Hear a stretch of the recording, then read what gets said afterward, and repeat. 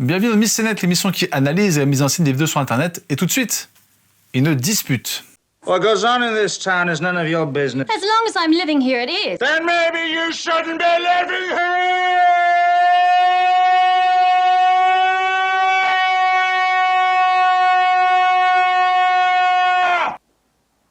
Well, that's easily fixed.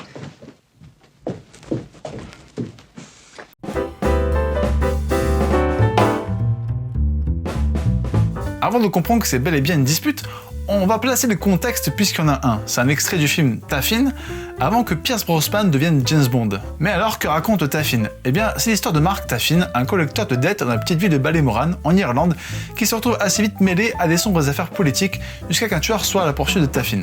Donc ici, la scène est une dispute très brève entre donc Mark Taffin et Charlotte, une serveuse qui est devenue sa petite amie, mais aussi Jenny Flex, assistante de Mayday dans le James Bond Dangereusement Vôtre, mais aussi Dr. Asa Schneider dans Indiana Jones et la dernière croisade. Sauf que Charlotte veut que Taffin arrête ce à quoi il s'était engagé à faire, et donc on a le dialogue suivant. What goes on in this town is none of your business. As long as I'm living here, it is. Then maybe you shouldn't be living here! Well, that's easily fixed. Assez renfoireux, hein. C'est vraiment foireux sa race. À ce moment de l'histoire, Taffin veut continuer à finir son job malgré avoir été un peu amoché. Et donc Charlotte lâche une petite punchline et Taffin reste en compagnie avec un homme qui est visiblement un personnage très secondaire. Donc cette scène est écrite de manière très classique avec, voilà, début, milieu, fin. Et ce qui marque le climax de la scène, c'est l'argumentation tribale pleine de cordes vocales de Mark Taffin, et ici, plus qu'exagéré. Donc la réécriture de cette scène par le montage du cri est clairement une caricature de la performance de Pierce Brosnan, mais pas uniquement, et on va entrer donc dans la mise en scène.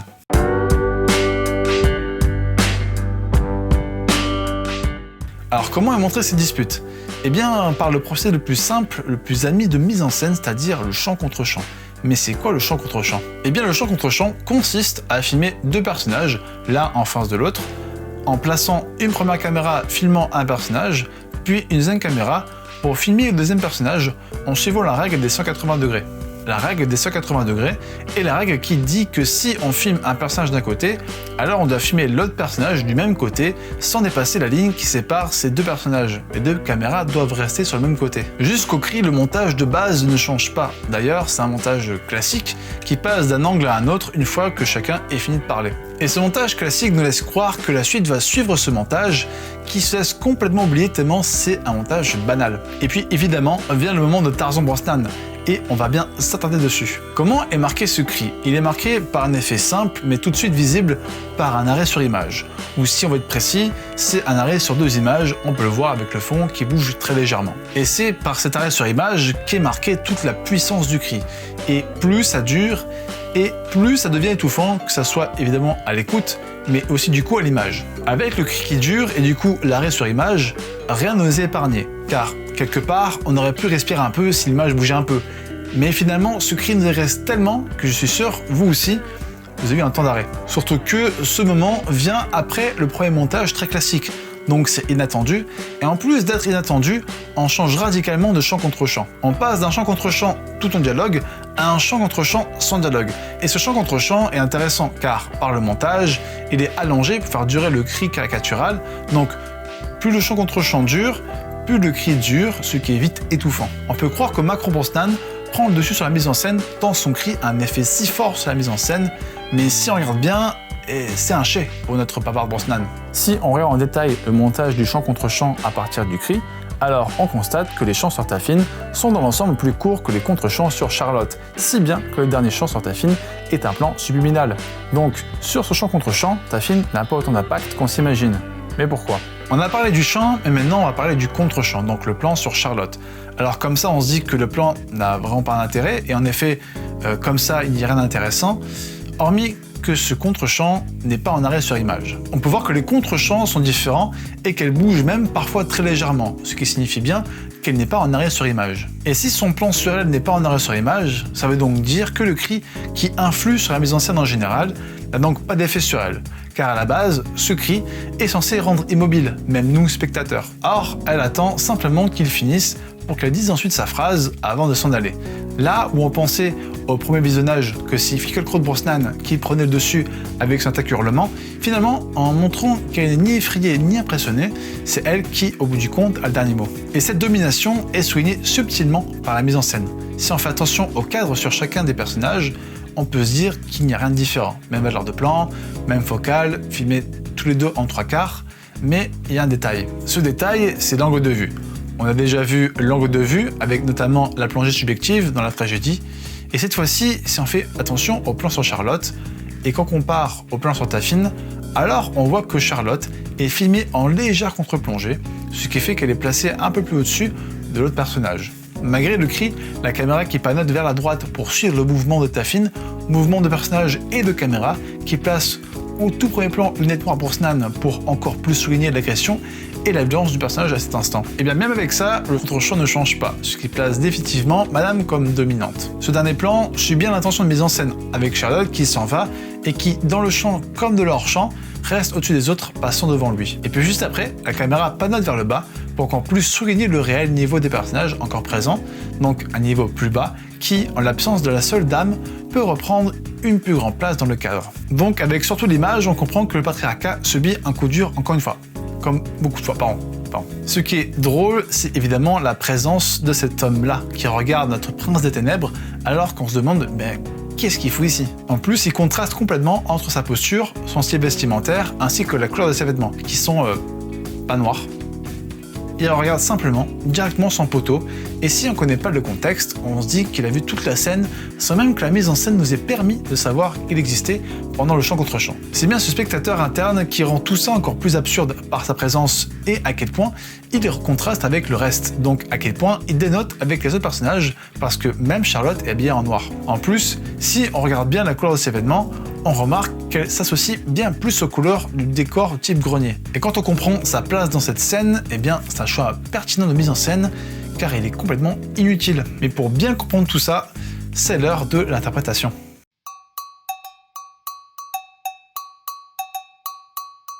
On a bien étudié la mise en scène de cette scène, mais maintenant, et je pense que vous vous y attendiez, on va parler du film. Mais surtout pour comprendre la place de cette scène dans le film. Donc je vais faire un résumé du film avec beaucoup de dépit.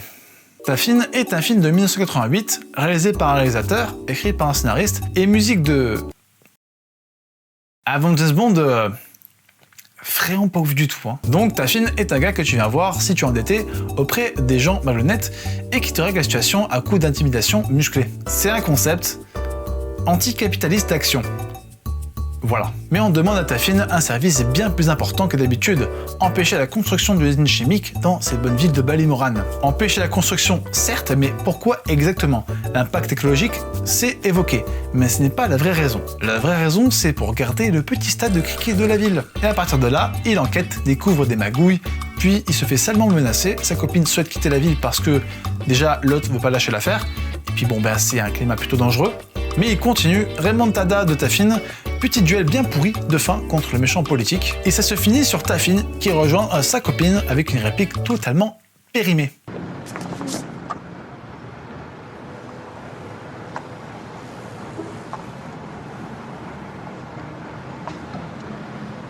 Be cool, Charlotte. Be cool.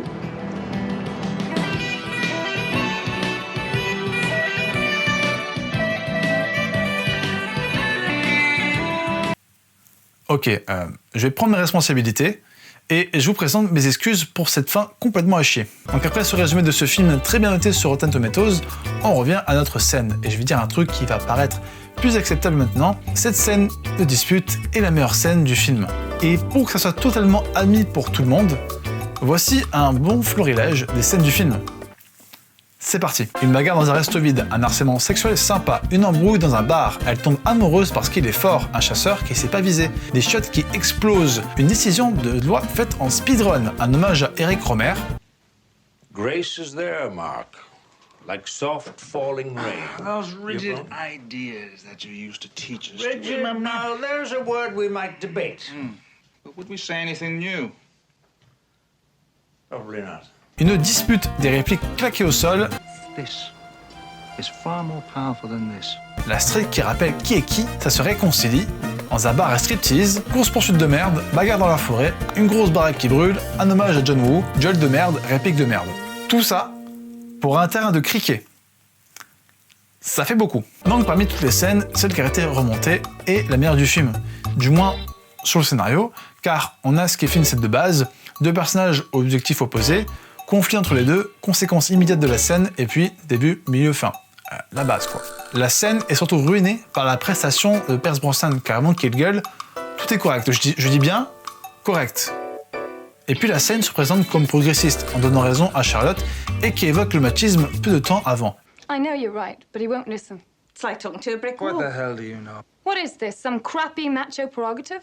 Mais bon, c'est une scène du film. Parce que dans les autres scènes, les femmes font la cuisine, aiment les hommes et ne servent à rien. Enfin, Charlotte essaie à chaque fois de convaincre Taffin de laisser tomber pour éviter une mort probable, mais Taffin, c'est un homme, tout ça, les hommes, ça règle les situations à l'amiable ou non. Donc cette scène est la scène qui met Charlotte le plus en avant avec une opposition franche, un vrai impact et qui laisse sous-entendre que Taffin pourrait perdre encore plus que ça si elle continue. Parce que les autres scènes, comme je vous l'ai montré, et bien suggéré, il n'y a vraiment pas besoin d'en rajouter une couche en fait. Ces scènes se suffisent à elles-mêmes, tant elles sont mauvaises, grotesques, nulles en somme. Donc choisir la scène du cri est intéressant parce que c'est la seule scène qui semble, au début, ne pas tomber dans un défaut de mise en scène majeur. Et de cette scène en découle ce montage sur le cri de Taffin, mais pas que. Vous avez dû le remarquer, mais le film est en 4/3, alors que la scène a été remontée en 16/9, qui fait que l'espace pour les personnages et pour nous spectateurs a été réduit. Et ça fait qu'on passe d'un champ contre champ égal entre les deux personnages à une légère supériorité de Charlotte dans le cadre. Vu le logo en haut à gauche, je pense que la scène a été capturée depuis un replay de la chaîne qui expliquerait le fait que ce soit en 16/9. Donc, ces modifications sont plus d'ordre technique et esthétique que vraiment par intention personnelle. Surtout que, si on y pense, la personne qui a recadré le plan sur Charlotte aurait très bien pu laisser plus d'air au-dessus d'elle et donc ne pas poser ce cadre en contre-plongée qui place Charlotte au-dessus de Taffin. Et parmi les choix de montage, il y a aussi un choix sur la fin de la scène parce que dans la scène du film, elle se finit bien plus tard et s'étend bien trop en longueur. Well, that's easily fixed.